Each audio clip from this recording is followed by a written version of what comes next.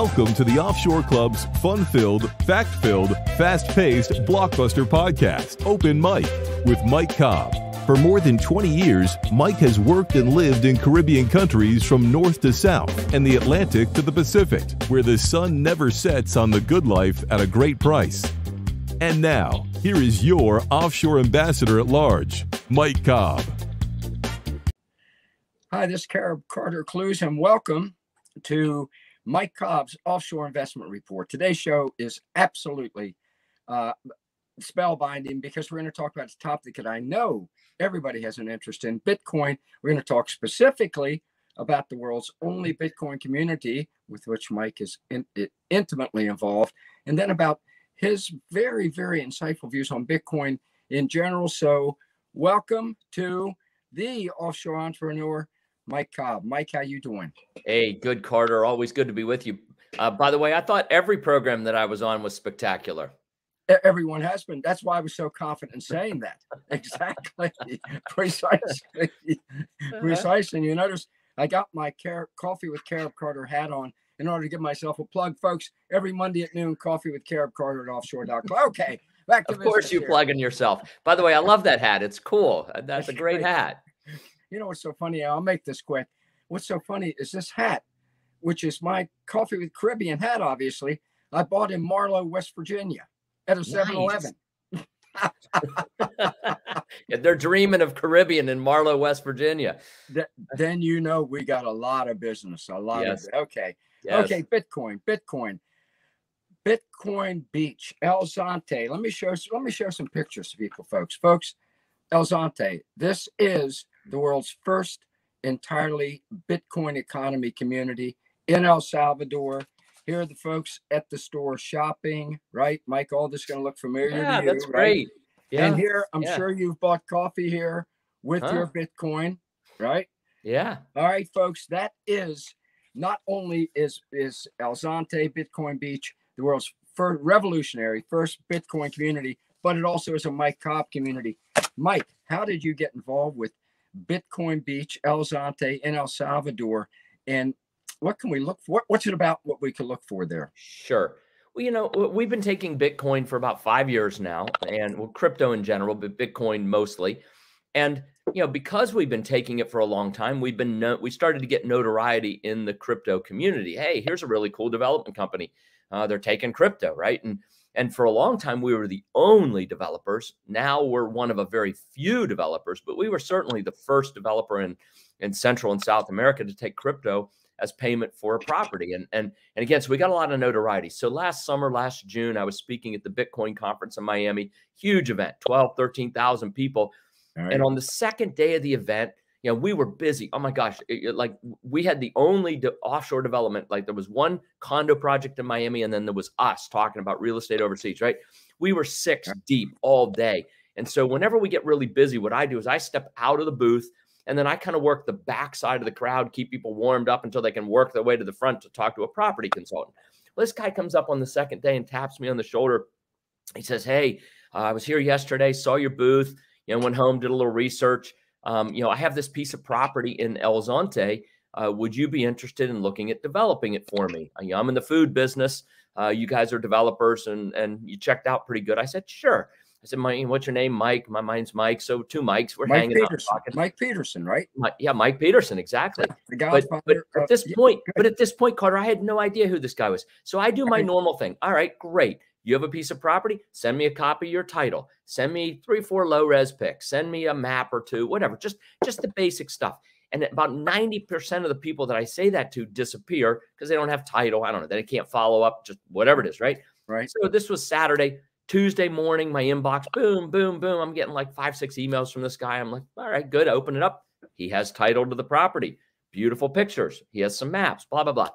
So I get on the phone. I'm working on the beach, right? This is on the beach in El Salvador. Well, it's off the beach, but it's up on a hill that overlooks the town and the beach.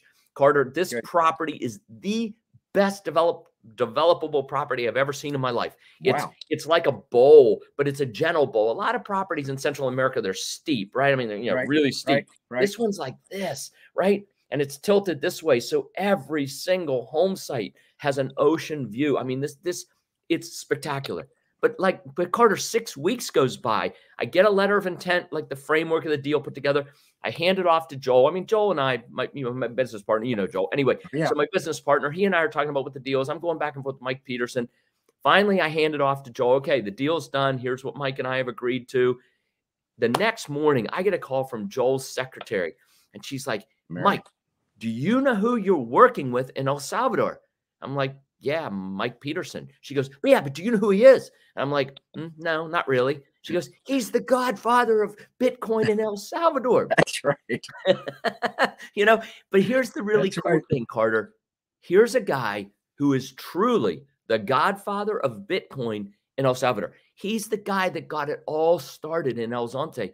And not once in 6 weeks did he ever say anything. I mean, he's been written up in Forbes. He's been written up in just magazine after magazine. I think they interviewed him. I think last week or the week before last, 60 Minutes was in El Zonte interviewing this guy, right? I mean, not once in 6 weeks did Mike Peterson ever mention, quote unquote, who he was, right? And I just thought to him, when Mary told me that, I'm like, this is exactly the kind of guy that we want to do business with. Yeah, man. So we're very excited. And so we've partnered with him. We've hired an engineering company. I think we hired them in maybe September, October. I can't remember. We sent them the first check, and they're doing all the environmental permitting and all the research and all the analysis that we can take to get an environmental permit. First review will be next month. Once we complete that, we'll go back for final review. We should have our permits by May, June. And we should be able to offer product there this summer and start construction end of summer, early fall. So yeah, it's coming, man. It's very, very exciting. So how large a community is going to be? Yeah, so it's about 40 acre property, a little over 40 acres, and we will have 453 addresses, tiny homes and condominiums. And I know sometimes people think, oh my gosh, 450 addresses on 40 acres, that's going to be really crowded. But we use a community development model where you put lots of density close together, or in condos, you stack them up, right? I mean, so vertical, right? And so beautiful park spaces, beautiful agricultural gardens. We have a whole hillside that the one place on the property that does not have an ocean view is this hillside that we're going to terrace out and turn into orchards and gardens. And create this incredible agro resiliency to this property. But there are some beautiful, there's a mango forest. I mean, think about that, a mango tree forest that will become sort of the central park of the whole place. It is a spectacular property. It's going to be tremendous. And you know what, Carter? Two things about the El Salvador. They are the first country to accept Bitcoin as legal tender, right? They made Bitcoin legal tender. September 7th was the official day. And if you invest in the country 3 Bitcoins, you qualify for residency. And I was just down in Miami again. Miami seems to be the hub of a lot of the Bitcoin crypto stuff. I was just in Miami earlier this week for another Bitcoin conference. And the excitement over the idea that you get residency in El Salvador for 3 Bitcoins, my goodness. I mean, we had, again, the booth was stacked up, 3, 4, 5, 6 deep for 3 days. I mean, it's insane the amount of interest in this particular topic in that community, of course, right? Yeah. Now let's go back to, you said about you said 40 acres, 400 addresses, right? 453 addresses. Cozy homes. And I want to make something clear to people. Folks, when you hear the word tiny home, please take that and put it aside. Okay, that's some idiot realty technical term. These are not tiny homes. You are not a Lilliputian, folks. This is a real home. Okay, and it's a Mike Cobb community. I call them cozy homes. Yeah. Okay, honest to God, I'm sitting here in York, Pennsylvania. Mike, if you were in my house now, you've been to my house. It's a cozy home. It's a cozy home. Yeah, but for absolutely, my wife, it's fantastic. And these homes are very ample. And also keep in mind, folks, when you're living in the Caribbean, unlike here in York, Pennsylvania, where it's 4 degrees out right now, there is no inside and outside. So your terrace is part of your home. Mike, I remember when I first bought my first home in Honduras, it was a cozy home. It was small, little 2-bedroom. Right. And when I moved to the Alpino community, I noticed people had their living room furniture on the front porch. Yeah. And I thought, That's really unfortunate and all I until I know what you, realized. by the way, Carter, I know what you thought. You thought, my goodness, there are a whole bunch of West Virginians down here. Yes, I did. And since I had a home in West Virginia, it made me feel very much at home. But then I realized that was the perfect place for it, because you spend 60 to 70, 80% of your time outdoors. Correct. You know, you very rarely are you trapped indoors like you are. I am now in York, Pennsylvania. So, folks, this is a Mike Cobb community. Get in early. Now, let me two things. But, hey, Carter, by the way, let me just say that we're going to have the cozy homes, of course, and they're going to start around $160,000, $170,000, right? But we're going to have luxury. We're going to have condos. We're going to have luxury condos. We're going to have single family homes. I mean, if folks want a 5,000 square foot home or a 3,000 square foot condo, we're going to have those too. So we're going to have a whole range of products on this neighborhood that we're building. And folks, to get an idea of the quality of the community, because remember, by community, folks, by community, Mike Cobb can go to Grand Pacific. I always tell people, you want to see what you're going to get when you invest, and invest is the word, in a Mike Cobb home. Go to grandpacifica.com. There we go. Right on the screen. There we go. Nice. Like clockwork. And look at that, because it's the same type thing, right, Mike? Yeah, it is. In fact, we're building about 80 homes there right now that are the cozy homes. And probably half of those were folks who are in the crypto space, either purchased with crypto or made their down payments with crypto. And so it was a really, really, so it is a great example of what this El Salvador Bitcoin Beach community is going to be like, just on a much bigger scale as well. Yeah. Fantastic. And I think in the article I read, Business Insider had a great article on it. By the way, folks, go to offshore.club, look up the article on Bitcoin Beach at offshore.club. And in that great article, you said that for people who come in and buy entirely with Bitcoin, there is a discount. Yes, right? There will be. And we'll be looking at that to see what it is. Great. And look, a couple things happening, right? If you buy with Bitcoin and it's over 3 Bitcoins, you qualify for residency. And so I think a lot of people, we're hearing a lot of people who want the details on that. Yeah. But we're actually working right now to put together a program with one of the companies that was at this conference I was just at in Miami, to allow people. Let's say a home is 3 Bitcoins. Well, no, we'll pick an easy number. Let's say a home is let's use 3 Bitcoin. Okay. If you can put 6 Bitcoins as collateral with this company, they will loan you the money to buy the home. So you don't actually have to give up your Bitcoin. Because I think a lot of people believe, I think rightly so, that Bitcoin is going to continue to increase in value. Yeah, it's up and down. It's a roller coaster. I get that, right? Sure. But over the next 3, 5, 10 years, Bitcoin probably is going to appreciate significantly, and so they don't want to give up their Bitcoin. They don't want to sell it, right? So this company that we're working with is helping us put together a program where people can loan. It's like 200%, right? So if it's 3 Bitcoin home, 6 Bitcoins, they will loan you the money. You can keep your Bitcoins. You can pay the loan off, and so you kind of get the best of both worlds. That particular idea resonates with people who have significant amounts of Bitcoin. So they could obviously look. I mean, a Bitcoin's worth 40 grand today. I mean, so if you have 100 of these things, it's $4 million. I think I did my math right. But anyway, right. I don't know. 10 coins is 400. Yeah, 100 coins is 4 million, right? Yeah. So, there's if a lot of people could afford to spend 3 Bitcoins, but they don't want to spend their Bitcoins, right? So this becomes an alternative for people who want to keep their Bitcoins and have a beautiful, cozy home or condominium overseas. Yeah, that's fantastic. So, folks, I would say get in early prices. I'm just saying it. I know, Mike, sometimes you can't. I'm saying the prices are just going to go up like they do in all Mike Cobb communities because they're in demand. So get in early for a vacation home, a second home, a primary residence in a gorgeous community that takes Bitcoin, a revolution beyond the cutting edge, on the cutting edge of Bitcoin. And one of the things in the article I just referenced, Mike, was your insights, and I know we only got about 5 minutes left because you have a speaking engagement coming up. I do. On Bitcoin, your insights into where Bitcoin is going fascinated me. I'd never read anyone with those kind of insights. You talked about the fact that you think that Bitcoin is going to be currency used for people to get around things like U.S. embargoes, like IMF dictates. And, you know, let me parenthetically, real quickly, folks, a lot of people don't realize this. What happened in Romania back when Ceausescu was overthrown, IMF forced them to take loans they didn't need and then called them in at an interest rate that destroyed their economy. Look it up.